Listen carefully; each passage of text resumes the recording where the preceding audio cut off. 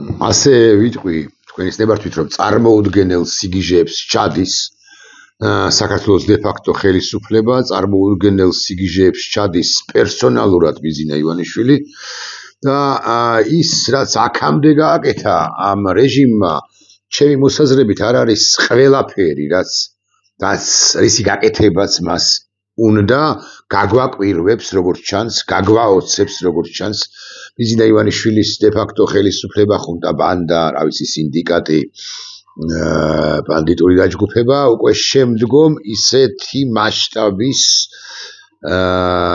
ხალატებს ჩაიდენს ქართული სახელმწიფოს, ქართული საზოგადოების აწმყოს, წარსულის თუ გდებავთ ესე ვიტყვი, აწმყოს და დასაკვირველია მომავლის წინაშე. მე აღარ ვლაპარაკობ იმაზე, რაც აქამდე ჩაიდინა, აი რაც გააკეთა პარტიებს აუქმებს, არასამთავრობო ორგანიზაციებს აუქმებს. ისეთი ეგრეთ წოდებული ინვესტიციას არ ქვია, ისეთ ბიზნეს გარიგებებს დებს, რომლითაც მაღალი ალბათობით სწორედ ის ისარგებლებს და მხოლოდ ის ისარგებლებს, ანუ კორუფციული გარიგება იქნება. აღარ ვლაპარაკობ იმაზე, რაც ჩადიოდა მისი თავდაცვის მინისტრი, მისი ეკონომიკის მინისტრის მოადგილეს, ვინც მხილებულია, მისი პრემიერ-მინისტრი.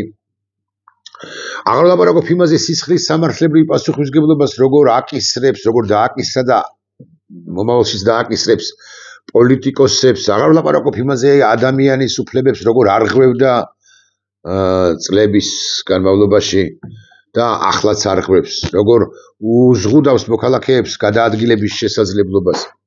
მე ვლაპარაკობ იმაზე, რაც მაღალი ალბათობით მოხდება, ჯერ მილაპარაკია ამ თემაზე და ახლაც ვილაპარაკებ. ის საქართველოს დე-ფაქტო ხელისუფლება ემზადება იმისთვის, რომ საქართველო გამოაცხადოს ცალმხრივად, ასე უნდა ვთქვა, ნეიტრალურ სახელმწიფოდ, ცალმხრივად მერქი ერთის მხრივ. ამას ვამბობ, მაგრამ მისი ეს გეგმა რასაკვირველია მხარდაჭერილი იქნება რუსეთის ფედერაციის მიერ თუ მხრიდან. ეს ერთი. მეორე, ნეიტრალიტეტი ბევრ თქვენგანს გონია, რომ გულისხმობს მის ტერიტორიაზე, ამ ნეიტრალურ სახელმწიფოს ტერიტორიაზე უცხო ქვეყნის ჯარების არ დაშვებასაც.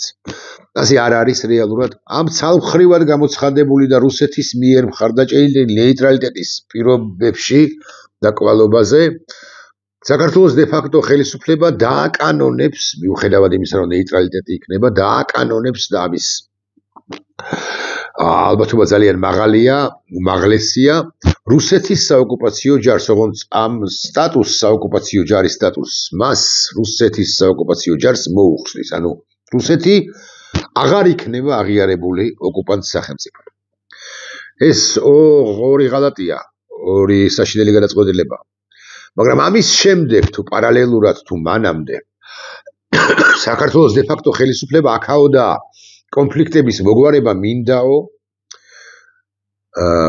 ცხადია სათანადო კამპანიის, საინფორმაციო PR კამპანიის გათვალისწინებით, ის პირველ ყოვლისა გააფორმებს თავდაუსხმელობის პაქტს აფხაზეთის დე-ფაქტო ხელისუფლებასთან და ცხინვალის რეგიონის, ეგრეთ წოდებული სამხრეთ ოსეთის დე-ფაქტო ხელისუფლებასთან ცეცხლის განუახლებლობის თაობაზე, ამით ერთგვარად ცნობს მათ როგორც მხარეს, მის თანასწორ მხარეს, ჰორიზონტალურ მხარეს, მხარედ ცნობს ეს ერთი და მერე უკვე აპირებს მოიხადოს ბოდიში იმის გამო, რაც ჩაიდინა წინა ხელისუფლებამ, ყველაფერს გადააბრალებს რა არა რუსეთს, ეს პრინციპში ვიცით, არამედ გადააბრალებს სწორედაც რომ წინა ხელისუფლებას, რომ არა წინა ხელისუფლება, რომლის სამართალმემკვიდრე თავის მხრივ თავად არის, ეს ყველაფერი არ მოხდებოდა. დე-ფაქტო ხელისუფლებებისათვის აფხაზეთისა და ცხინვალის რეგიონის. აგრეთვე ეგრეთ წოდებული დე-ფაქტო ხელისუფლებისათვის მოხდილი ბოდიში და ასევე ხალხებისათვის მოხდილი ბოდიში. რეალურად არც დე-ფაქტო ხელისუფლებებისათვის მოხდილი ბოდიშია, არც ხალხებისათვის. ეს არის მოხდილი ბოდიში რუსეთის ფედერაციისათვის. რუსეთის ფედერაცია ამის შემდეგ რამ საპასუხო კეთილგონივრულ და ჩვენთვის სასარგებლო ნაბიჯზე რომ მოდიოდეს, ნაბიჯს რომ დგამდეს, გადადგამდეს, ამას კიდევ იოტისოდენაზე ნაკლებად, მაგრამ გაამართლებდა ხალხი, კი არა მოქალაქე. შეეპუებოდა მაგალითად რუსეთის ფედერაცია რომ ამბობდეს რომ ამის შედეგად აფხაზეთი არის თქვენი. დაიწყეთ მოლაპარაკება დე-ფაქტო ხელისუფლებებთან და გააფორმეთ ერთი სახელმწიფოს თაობაზე ხელშეკრულება. და რაღაცა შეღავათზე რომ მოდიოდეს, რაღაც შემხვრელ ნაბიჯს რომ დგამდეს. რაც საკვირველია, რუსეთის ხელისუფლება ამ ყველაფერს შეირგებს, ასე უნდა ვთქვა, ჩვენს უკან დახევად მიიჩნევს და არანაირ აფხაზეთსა და ცხინვალის რეგიონს არ დაგვიბრუნებს და არც ხელს არ შეგვიწყობს დაბრუნებაში. ყველაზე უკეთეს შემთხვევაში ჭყალებში. მაგალითად გალის რაიონზე დაიწყება გალის რაიონში ქართულად სწავლების თაობაზე დაიწყება პირობითად 20 წლიანი მოლაპარაკებები. 2025-ია ახლა და 2045-ში ან დასრულდება ან არა და მთელი ამ 20 წლის განმავლობაში ჟენევის ფორმატი იქნება თუ რომელიმე სხვა ფორმატი, მხარეები პრაქტიკულად უკვე აღიარებული მხარე აფხაზეთისა დამოუკიდებელ სახელმწიფოდ მხარეები ისაუბრებენ და წყალის ნაყვით იქნებიან დაკავებული. მაგრამ პიარი და პროპაგანდა გეტყვით რომ პროგრესს მივახციეთ 2034 წელს. გალის მე-7 საშუალო სკოლაში, საჯარო სკოლაში ქართულად ასწავლიან, ოღონდ სახელმძღვანელოები, არ ვუტრირებ. არ გეგონოთ რომ ვუტრირებ, სახელმძღვანელოები უნდა იწეროს სოხუმში და არა თბილისში. აფხაზეთისა და ცხინვალის რეგიონის ტერიტორიაზე მაღალი ალბათობით დააკანონებს მეთქი რუსულ ჯარს მოღალატე ივანიშვილის მოღალატე ხელისუფლება. მაგრამ ეს არ არის ერთადერთი უბედურება ამ მიმართებით. მაღალი ალბათობით ანტიტერორისტული ცენტრების თუ ბაზების ეგიდით ბიზინა ივანიშვილი იმ ტერიტორიაზეც დააკანონებს რუსეთის სამხედრო მოსამსახურეების ყოფნას, რომლებიცაც მოცემულ ეტაპზე თბილისი აკონტროლებს. მაგალითად, ახალ ქალაქში, მაგალითად, ახმეტაში, მაგალითად, ნინოწმინდაში, მაგალითად, შესაძლოდ ზუგდიდშიც კი. შესაძლოდ აჭარის ავტონომიურ რესპუბლიკაში, თუმცა იქ ბათუმში ასე მაგალითად, თუმცა იქ ცოტა რთული იქნება სხვადასხვა მიზეზის გამო. ამაზეც კი წავა მეთქი. პარალელურ რეჟიმში ბიზინა ივანიშვილმა ისიც თქვენ რომ დაიწყო პარტიების გაუქმება, პოლიტიკოსებამდეც მივა, არასამთავრობო ორგანიზაციებს გააუქმებს, მედიას შეუტევს და ვინიც ის მან შეიძლება გააუქმოს ან შეზღუდოს ინტერნეტის სარგებლობაც კი გარკვეული კატეგორიის მოქალაქეებისათვის, სადაც ბიზინა ივანიშვილმა იკადრა პერსონალურად ბიზინა ივანიშვილმა და მოქალაქეებს, რომლებიც ცხოვრობენ საქართველოს ფარგლებს გარეთ, მათ უზღუდავს არჩევნებში ამომრჩევლის სტატუსით მონაწილეობის უფლებას.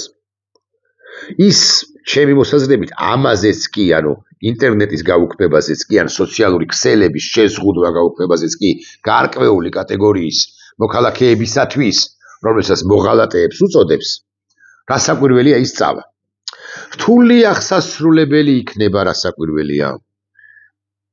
მაგრამ თუ მან ძალაუფლების კონცენტრაცია მოახდინა, რასაც აპირებს და ჯიუტად აკეთებს მათ შორის მაშინაც, როდესაც ის პიარულად აგებს და რიგი გადაწყვეტილებები მისი არის აბსოლუტურად კონტრპროდუქტიული, მაგრამ ის მაინც მიდის ამ გადაწყვეტილებებზე. ხო, რატომაც არა, წავა ბევრ უცუდეს გადაწყვეტილებას. ეხლა თქვენის ნებართვით მე მივუბრუნდები სწორედ იმას, რასაც ამომრჩეველთა მნიშვნელოვანი ნაწილისათვის, თუნდაც მცირე ნაწილისათვის, მაგრამ რეალურად ეს ხო მცირე ნაწილი არ არის ამომრჩევლებისა, ეს არის დაახლოებით 1,500,000 მოქალაქე. ოკეი, მილიონი მოქალაქე. მილიონი მოქალაქისათვის არჩევნებში მონაწილეობის უფლების წართმევა ჰქვია. არ ვილაპარაკებ იმაზე, რაზეც ვილაპარაკე გუშინ, ბევრი რასაკვირველია უკანონობა, მაგრამ მე მინდა დავსვა ეს კითხვა, არის თუ არა ეს ერთგვარად აპარტეიდი. ბევრი იტყვის და რა საკვირველია მართალი იქნება ბევრი თქვენგანი რომ ეს განცალკევებულობა განყენება პირდაპირ მნიშვნელობით ხო აფართ ხო ეს რასაკვირველია აპარტეიდი არ არის აპარტეიდი 40-იანი წლების დასაწყისიდან კი არა შუა პერიოდიდან თუ არ ვცდები და არ ვცდები 94-მდე არსებობდა სამხრეთ აფრიკის რესპუბლიკაში და რომ არა გამოკვეთილი ლიდერი ნელსონ მანდელა ვინც ის კიდევ დიდხანს იარსებებდა კიდევ გარკვეული პერიოდი იარსებებდა კიდეს აფართ აკი გითხარით არის ცალცალკე განცალკევება ხო ჰეიდ არის მაინც სუფიქსი ხო ხო აი მაგალითად რაღაც განცალკევებულობა ასე უნდა ვთარგმნოთ შეიძლება ეხლა ძალიან მნიშვნელოვანია ხო ითქვას რომ აპარტეიდი არის რასაკვირველია რასობრივი აი სამხრეთ აფრიკული რა აპარტეიდი არის რასობრივი ნიშნით კანის ფერის გამო რასობრივი სეგრეგაცია რასაკვირველია და სადაც უფლებები განისაზღვრებოდა კანის ფერის მიხედვით აქ კლასიკური გაგებით ან სახელდებულად აპარტეიდი რასაც აკეთებს ბიზინა ივანიშვილი ვერ გამოვა მე ვეთანხმები სხვადასხვა შორის ცალკეული მიმოხილველების იმ მოსაზრებას რომ 35 თუ 40000-ზე მეტი ამომრჩეველი არც მიდის იმ მილიონ ნახევარი ამომრჩევლიდან არჩევნებზე როგორც წესი მაგრამ ეს ბოლო მონაცემებია შეიძლება ეს მონაცემები არ გაუმჯობესდეს თქვა 4 წლის თავზე მივიდეს 48000 მოქალაქე მაგრამ აქ ხო ჩვენ იმაზე არ ვლაპარაკობთ ვინ იყენებს პასიური საარჩევნო ხმის უფლებას ხო პასიურ უფლებას ჩვენ ხო ვლაპარაკობთ იმაზე რა ზღუდავს რა კანონს იღებს როგორ ახდენს სეგრეგაციას ბიზინა ივანიშვილის ბანდა ხელისუფლება ანუ პრინციპზე ვლაპარაკობთ და არა იმაზე როგორ იყენებს საარჩევნო ხმის უფლებას ესა თუ ის ჯგუფი ამ შემთხვევაში ემიგრაციაში წასულთა ჯგუფი რომელიც სხვათა შორის არა მარტო არ იყენებს უფლებას რომ მიიღოს მონაწილეობა უფლებას არჩევნებში მონაწილეობისა არამედ ვერც იყენებს იმიტომ რომ არა თუ ამერიკის შეერთებულ შტატებში, არამედ გერმანიაში შეერთებულ შტატებთან პატარა ქვეყანაში, პოლონეთში შეერთებულ შტატებთან პატარა ქვეყანაში, წარმოუდგან სხვა ქვეყნებში წარმოუდგენელია ასობით და ათასობით კილომეტრის დაფარვა, იმიტომ რომ მიიღო მონაწილეობა არჩევნებში და ისიც წინასწარ იცით თითქოს გრძნობ რომ არჩევნები იქნება გაყალბებული, ან ყოველ შემთხვევაში შენ საარჩევნო უბანზე შეიძლება არც მოგიწიოს რიგმა და ვერ მიიღო მონაწილეობა არჩევნებში. ასე მოხდა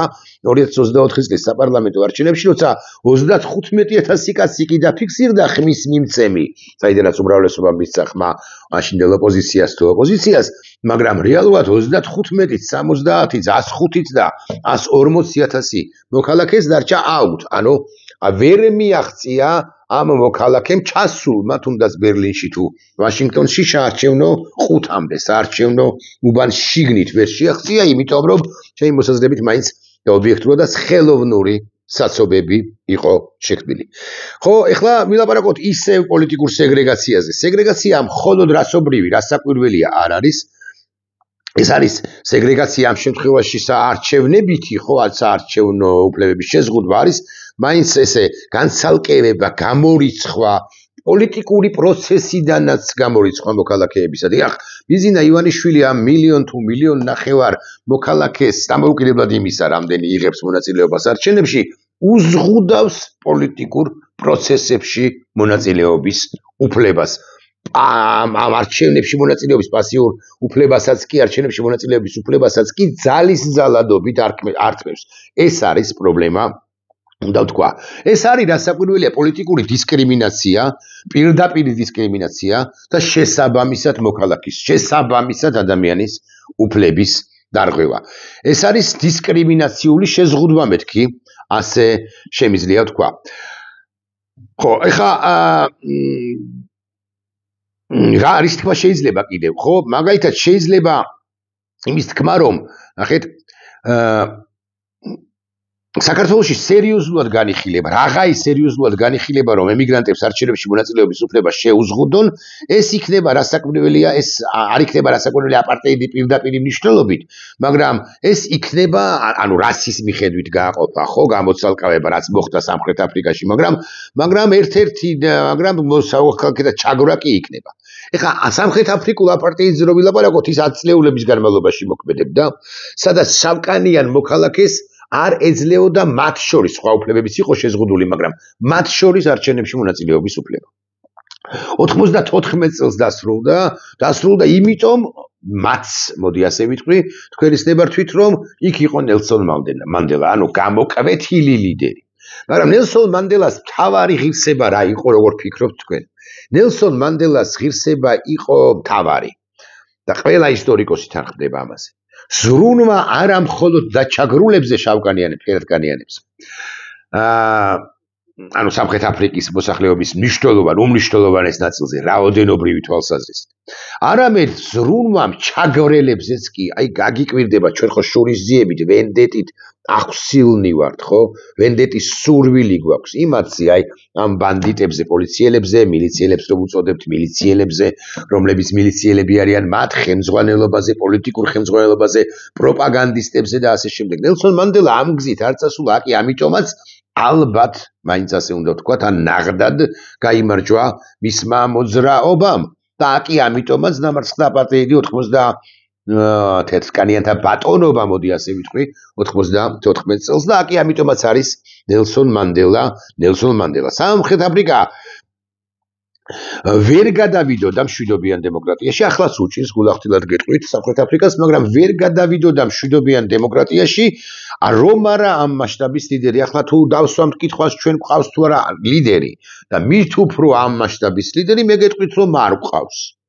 ერთი მასშტაბური ლიდერი, მოდი ვიქნები გულახდილი მის მიმართ, გვყავს ჩვენგან არა, მიხეილ სააკაშვილი, მაგრამ მიხეილ სააკაშვილი მისყედენ ახლა ეს მიშა სააკაშვილის მომხრე, მაგრამ მნიშვნელოვნად დევალვირებულია. ეს ის მიშა სააკაშვილი არ არის, მოდი ასე ვიტყვი, რომელიც თუ როგორიც იყო 2003 წელს, ანუ 22-23 წლის წინ. არ არის ესეთი სააკაშვილი, ისეთი ავტორიტეტიც არ აქვს, ისეთი ქარიზმაც აღარ აქვს, ისეთი სწორიც აღარ არის, როგორც იყო ამ 22-25 წლის წინ, 23 წლის წინ და ასე შემდეგ. რატომ არის კი არა, იყო მანდელა აუცილებელი სამხრეთ აფრიკაში, ხო? მას ჰქონდა, ნახეთ, მორალური ავტორიტეტი. აი ესეთი მორალურ ავტორიტეტიანი პირი, იმიტომ თუნდაც რომ ბევრი ვერ იტანს მიხეილ სააკაშვილს, ბევრი ჩვენ საზოგადოებაში, ჩვენ სამწუხაროდ არ აკვავს. მიშა სააკაშვილი რომ მოვიდეს, ახლა დაბრუნდა, წარმოიდგინეთ, ბევრმა მისცა ხმა, ბევრმა არ მისცა ხმა და აი უმრავლესობით მოვიდა ხელისუფლებაში.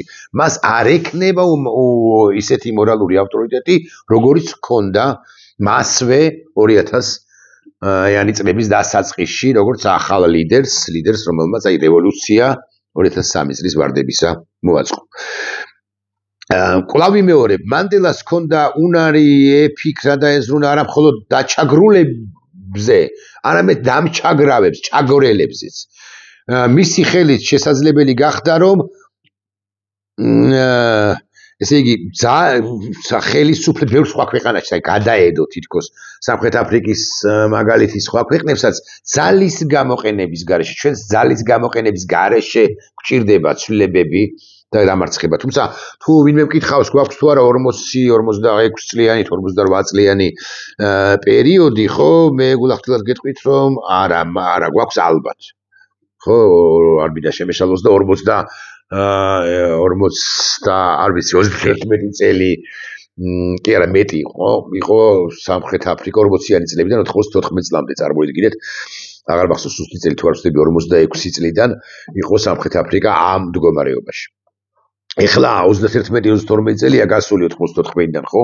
არ არის იდეალურ მდგომარეობაში სამხრეთ აფრიკის რესპუბლიკა, რასაკვირველია, მას უჭირს არის კრიმინალი, გულახდილად გეტყვით, მნიშვნელოვან ქალაქებშიც კი, იოჰანესბურგში ასე მაგალითად, კეიპტაუნში, მაგრამ ბევრად უკეთეს მდგომარეობაშია. ყოველ შემთხვევაში ჩაგვრა კანის ფერის მიხედვით აღარ მიმდინარეობს და ბევრად უკეთეს მდგომარეობაშია, ვიდრე გასული საუკუნის 80-იანებში, ასე მაგალითად. ძლიერი სასამართლო სისტემა აქვს, საკმაოდ ძლიერი სასამართლო სისტემა აქვს, რაც თავარია მისი დემოკრატია, ან მისი სახელმწიფოებრიობა აღმავალ სტადიაზე. აი, ბიძინა ივანიშვილის მთავარი დანაშაული არ ვიცი, რამდენად სწორია, მაგრამ ერთ-ერთი ზირეული დანაშაული არის, რომ ჩვენი დემოკრატია და ჩვენი სახელმწიფო დაღმავალ კი არა, ყდომით ხაზზეა, ყდება. რეალურად ყველა მისი მეხუთე ხარისხოვან გადაწყვეტილებად მიჩნეული რაღაც გადაწყვეტილებაც კი კვდომას მოასწავებს, კლავს ამ სახელმწიფოს ნელ-ნელა. ეხლა ეს ძალიან საინტერესო კითხვაა, ხო არ წავიდა შურისძიების გზით მანდელა და სწორედ ქნა, მაგრამ ძალიან საინტერესო კითხვაა და ჩვენ სინამდვილეში იქნება უფრო საინტერესოდაც ჟღერდეს. იქ აპარტეიდს 90-იანი წლების დასაწყისში, ანუ ჩაგორას კანის ფერის მიხედვით, ძალიან ბევრი მოქალაქე უჭერდა მხარს. იმაზე მეტი მეთქი ხვედრითად, ვიდრე ახლა უჭერს ბიზინა ივანიშვილს მხარს ან ვინც მომხრეა ბიზინა ივანიშვილის იმ პოლიტიკისა, რომელსაც აწარებს ბიზინა ივანიშვილი და მეტიც ვინც ბიზინა ივანიშვილს შესაძლოა იმასაც ისაყვედურობს, რატო არ ჩამოკიდე ფეხებით ნაციონალური მოძრაობა, პირდაპირ მნიშვნელობით ფეხებით რატო არ მიხეილ სააკაშვილი, ყველა ოპოზიციონური პარტია რატომ არ გაანადგურე და რატომ არ შემოიღე თუ აღადგინე, სიკვდილით დასჯაო. ესეთები ჩვენში უფრო ნაკლებნი არიან, ვიდრე იყვნენ იქ კონცეპტუალურად ასეთები სამხრეთ აფრიკის რესპუბლიკაში და ბევრი იყვნენ რა, მანდელას ბუნებრივია რომ უჭირდა მათთან გაუჭირდებოდა და უჭირდა კიდეც მათთან გამკლავება, მაგრამ აი ამ თუ სწორი სიტყვა კეთილშობილი პოლიტიკით, კეთილშობილებით, არა ვენდეტის გზით სიარულით, ნელსონ მანდელამ ნელ-ნელა მოახდინა მათი ეს პროცესი იყო მთელი ხო, მათი მარგინალიზაცია. ბევრი მათგანი გაგიკვირდებათ და არცად გამქრალა გასაკვირველია ბევრი მათგანი, ისინი ეხლაც აი მოცემულ ეტაპზე 2025 წელია და 35 წლის წინ ვინც მომხრე იყო აპარტეიდის შენარჩუნებისა, ისინი ახლაც სახელმწიფო სტრუქტურებში მუშაობენ, ზოგი მათგანი ყოველ შემთხვევაში, ხო, ან ბიზნესები აქვთ, მაგრამ უმრავლეს შემთხვევაში საჯარო სივრცეში ისინი არიან მარგინალიზებულნი. უმრავლეს შემთხვევაში მათ როგორც ამ მოსაზრების ოდესღაც მატარებლებს, ამ მოსაზრების ოდესღაც ტირაჟირებით ვინც იყო დაკავებული ამ მოსაზრებისა, მათ მედია არ უშვებს. მედიაში მათ გასავალი არ აქვს, მედიაში მათ ასპარეზი არ აქვს. მედიაში თითქოს დაწესებულია ერთგვარი ეთიკურ-მორალური შეზღუდვა ამგვარი ტიპების მიმართ. ბიზნესში არიან მეთქი, საჯარო სამსახურში და საჭრდილულად ასე ვიტყვი, ცოტანი გადარჩნენ, ხო?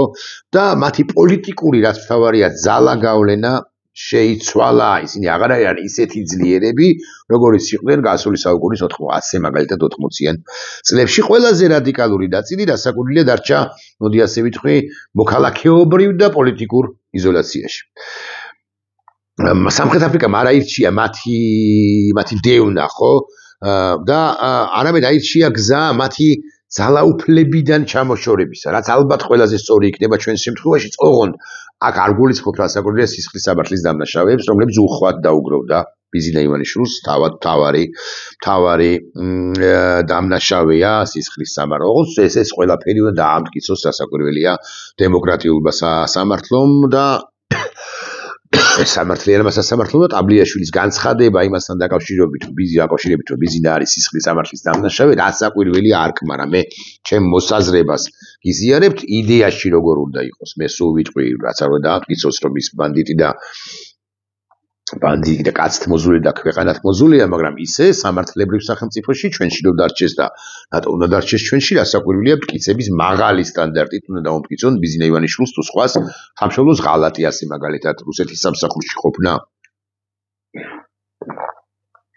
და ასე შემდეგ რუსეთუმია თუ რუსეთის მონა თუ ხო რუსეთის აგენტია, ეს პოლიტიკური შეფასებაა მაინც ამა თუ იმ ავტორისა და მათ შორის ჩემი. ხო, აი ეს სამის თქმა მინდოდა ყველაფერთან ერთად და ასევე მინდოდა იმის თქმა, რომ რა უნდა გააკეთოთ. ეს გუშინდელ ვიდეო ჩართვაშიც თქვი.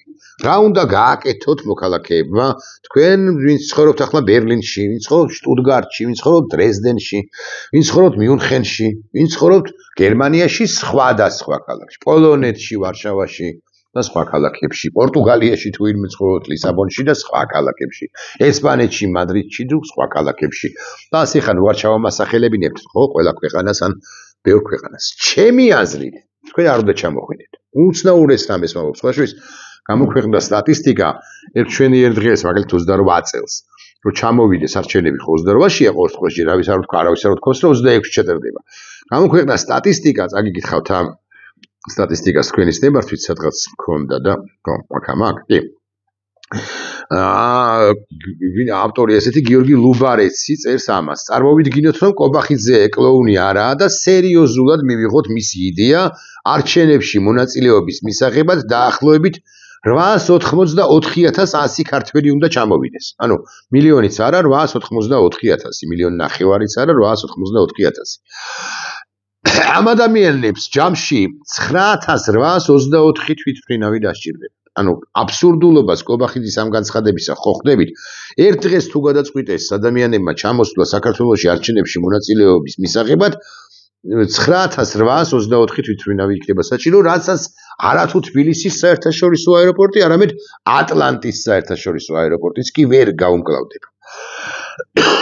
იმიტომ რომ ნახო ხეშ 3000 ხეს გაყოფილია 884,000 300 კაცზე დაახლოებით პლუს მინუს რამდენიც ეტევა თვითმფრინავი, საშუალო თვითმფრინავში.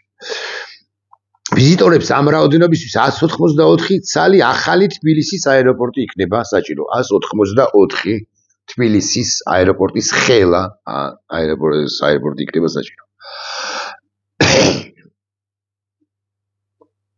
19 წლის განმავლობაში ბიუჯეტის 100% მხოლოდ აეროპორტების შენებას უნდა დაეთმოს.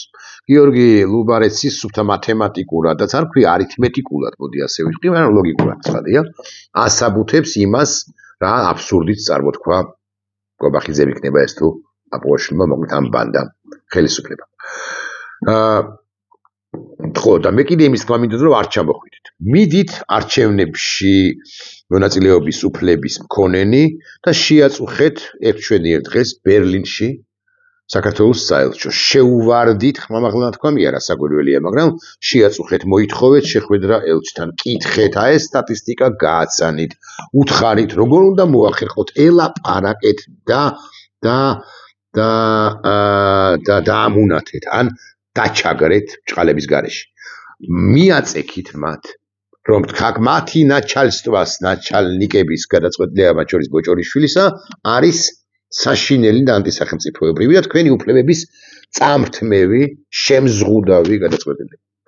იგივე გააკეთეთ ბერლინში, ათენში, ვარშავაში, პრაღაში, ვილნიუსში, ტალინში, რიგაში, ხო? ამოვყვებით უგლებავთ ვენაში, ბუდაპეშტში, ბუქარესტში, სოფიაში, ბულგარეთში თუ ხართ, არ ვიცი, ალბათ ხართ. ხო, შვეიცარიაში, ციურიხში, სადაც არის ჩვენი საელჩო, არ ვიცი. ციურიხში მაგალი ალბათობით, ან შესაძლოა ჟენევაში. ხო, ავსტრია კი ვთქვით, ხო, ბალკანეთის სახელმწიფოები არ მithქვამს, სლოვაკეთი არ მithქვამს ზემოთ, უნგრეთი ვთქვი, ჩეხეთი და პოლონეთი ვთქვი, ავსტრია ვთქვი, დანიაში, შვედეთში, ნორვეგიაში და ფინეთში.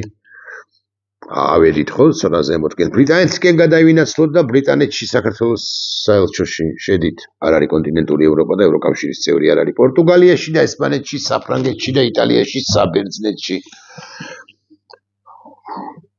ავისი ლუქსემბურგში ზემოთ და ასე შედარებით ზემოთ და ასე. ამ მნიშვნელობა, მოკლედ, შეერთებულ შტატებში, კანადაში 50 კაცი შედით და გიბოდიშებთ. ჩამოუღეთ არა პირდაპირ მნიშვნელობით ცხადია, მაგრამ მაინც ჩამოუღეთ ელჩებს კარები. და უთხარით, კითხეთ, როგორ და რა უფლებით გიზღუდავენ თქვენ არჩევნებში მონაწილეობის უფლებას. რა უფლებით აღარ ახართ თქვენ მოქალაქეები, პრაქტიკულად აღარ ახართ საქართველოს მოქალაქეები. ეს იმიტომ კი არა, რომ ბევრი თქვენგანი დადიოდა არჩევნებზე, ან ბევრ სურვილი ჰქონდა. ასე შემდეგ. უბრალოდ ეს ხო კანონი ისეთია, რომელიც დიდი ხანი თუ სამუდამოდ არა უნდა დარჩეს და იქნება და 2032 წელს მოუნდა. არა 35,000, არამედ 7,000 მონაწილეობის მიღება არჩევნებში. შეზღუდულნი უნდა იყვნენ. ოცნებისთვის მოუნდათ, მაგალითად, ხმის მიცემა 2028 წელს. უფლება წართმეულნი უნდა იყვნენ. ბიზნე ივანიშვილი თავის შიშებში ცხოვრობს, მე გეთანხმებით, მას ყველაფერს ფობიები აქვს, მას ეშინია ხან ემიგრაციის, ხან პოლიტიკური პარტიების, ხან არასამთავრობო სექტორის, ხან მედიის, ხან ინტერნეტის, ხან ინდივიდის, ხან მასწავლებლის, ხან საოპერო მომღერლის, ხან პოლიტიკოსის, ხან ექიმის, ხან მსახიობის, ყველაფრის ეშინია, ყოველ სისხამდილით იღვიძებს შეშინებული. მას შეიძლება ვინც სტომატოლოგისაც კი ეშინია. რომ ემანდ დასაბჟენი კბილი ღრუტნულიდან არ შეუყვანონ რაღაც ინექცია და არ დააბრიდონ. ამიტომ ვინც მასა არც კბილებს იბჟენს და თუ აქვს ასაკვირველია და თუ იბჟენს მაინც და მაინც რაღაც 499-ჯერ ამოწმებინებს ეკა ხვედელიძე ივანიშვილისას ამ კონკრეტულ სტომატოლოგს. ოჯახისას. მას ეშინია მხატვრის, მას ეშინია მუსიკოსის, მას ეშინია მზის და მას ეშინია მთვარის. ყველაფრის ეშინია. და აი ამ შიშებში ჩაბუდებული, ჟამებული კაცი, ხო, იწყებს იმგვარი გადაწყვეტილების მიღებას, იღებს იმგვარ გადაწყვეტილებს, რომლებიც მხოლოდ რეპრესიულია და მხოლოდ რეპრესიულია და მის შიშებზეა დაფუძნებული. მისი კლონები, ან მისი გამოზრდილი არამზადები ამ ყველაფერს ვერ შეეწინააღმდეგებიან, იმიტომ რომ აქვთ $100,000 დოლარი. სწორედ იმის გამო, რომ ბიზნა ივანიშვილს ესეთი შიშები აქვს. ვაჭრობენ და საკუთარი თავისთვის სასარგებლოდ, ოჯახებისთვის სასარგებლოდ გამოივაჭრებენ ხოლმე დიდ ფულსაც განაარა, ვისაც ზედმეტი მოზლის ის ისჯება უბრალოდ ისის სანახევროდ. კარგით, დავასრულოთ ვიდეო ბლოგი. ის კი ვთქვათ, რომ ბიზინა რეალურად შიშა რა. ალბათ ეს იქნება სათაური და უკვე ქვესათაურად ჩვენ გამოვიტანთ სწორედ ამ ემიგრაციისათვის ხმის მიცემის უფლების ჩამორთმევის თემას. 22 წუთი გამოგვივიდა ამასობაში. ნაყოფის.